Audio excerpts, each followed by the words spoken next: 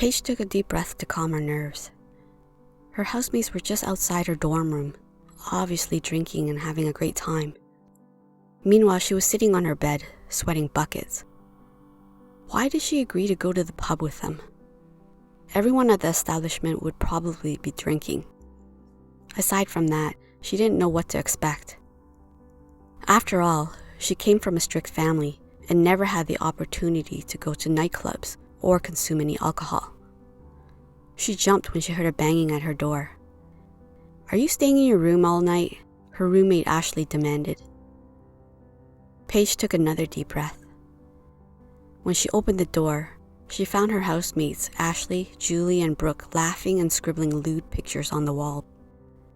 "I'm staying home," Paige announced. "What?" Julia asked. "Why would you do that?" Paige looked to the ground and mumbled, "I changed my mind." "Ugh, you're so boring," Ashley said, rolling her eyes. She had a beer bottle in her hand, and she drank from it. Paige swallowed the lump that formed in her throat. Her friend's criticism crushed her. Classes had just started, and she was far away from home and everything familiar. Having housemates made things easier to adjust to her new surroundings. She didn't want to be alienated or be seen as a loser, especially during her first year of university. "Okay, fine, I'll go," she said. The girls cheered and encouraged her to drink before they headed out to the local bar.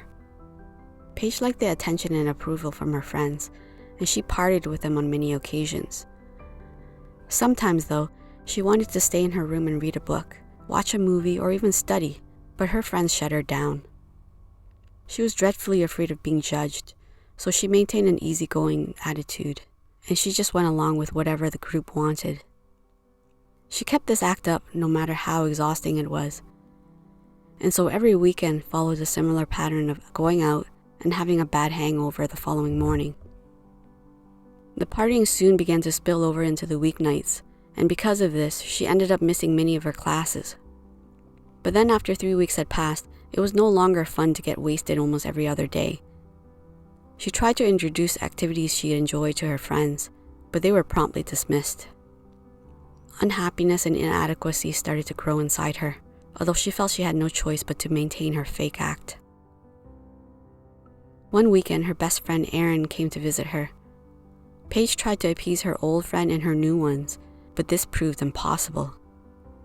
Erin didn't like her housemates, and when Paige invited her to join them at a nightclub, she refused. Suddenly, Paige found herself in a tough spot. On one side, Ashley and the others beckoned her to go with them. Erin, meanwhile, sat in the common room, waiting for Paige to watch a movie with her.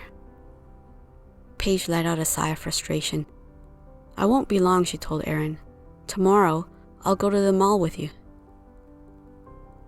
Hours later, she stumbled into her room only to find that her friend was still awake. She had given Erin her bed, while she planned to sleep on the floor.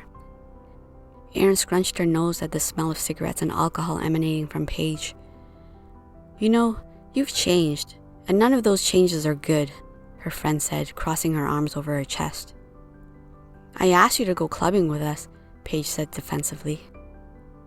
Erin frowned, not liking her answer. "I'm leaving in the morning," she said.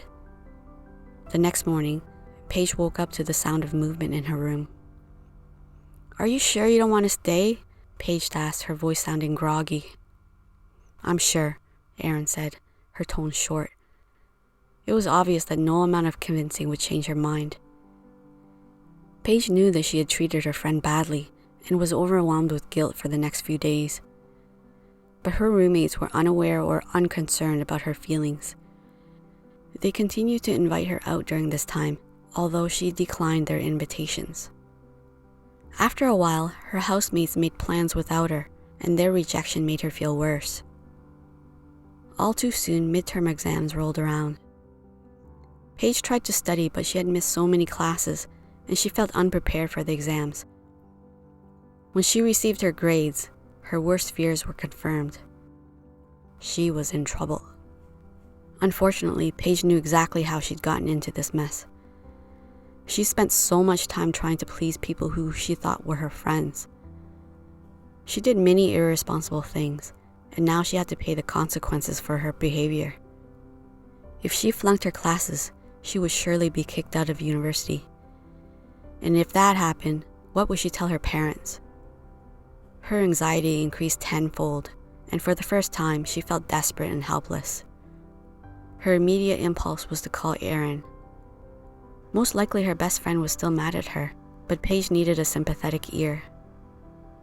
She picked up her phone, and before she chickened out, she punched in her friend's number. As soon as Paige heard Erin's voice, she immediately launched into an apology. "You're right," she said, fighting back her tears. "I've changed into someone I'm not." Her friend paused for a long moment before responding. "What's wrong?" The question led Paige to pour her heart out and reveal all her struggles since the start of school. Her housemates were giving her the cold shoulder, and she no longer felt as if she had any friends. "Well, you still have me," Erin said firmly. "I've known you since we were kids, and I think you're fine the way you are. If you have to act differently around your roommates, then they were never your friends to begin with." The encouragement and support in Erin's voice caused a weight to lift from Paige's shoulders. Until now, she had never realized how fickle her roommates were. As hard as she tried, she would never win their full approval. It was a difficult lesson to learn, but she knew what she needed to do. Over the next several weeks, she refocused on her studies, and her grades gradually improved. When the danger of flunking out was finally over, she decided to join a couple of clubs. This time around, she met a number of people who shared her interests. She didn't try so hard to fit in, and her new friends accepted her opinions and thoughts without judgment. As the months turned into years, Paige became more and more comfortable with herself and the people around her. Many of the friends she'd made at the beginning of her first year of university had moved on, but she was okay with this. She no longer had to pretend to be someone she wasn't. Instead, she was true to herself, and she was much happier because of it. What did you guys think of the story? Please comment in the comment section below. I can't wait to read your answers and discussions. Thanks for watching, and don't forget to like and subscribe to get the latest stories to warm your heart. Until next time, bye!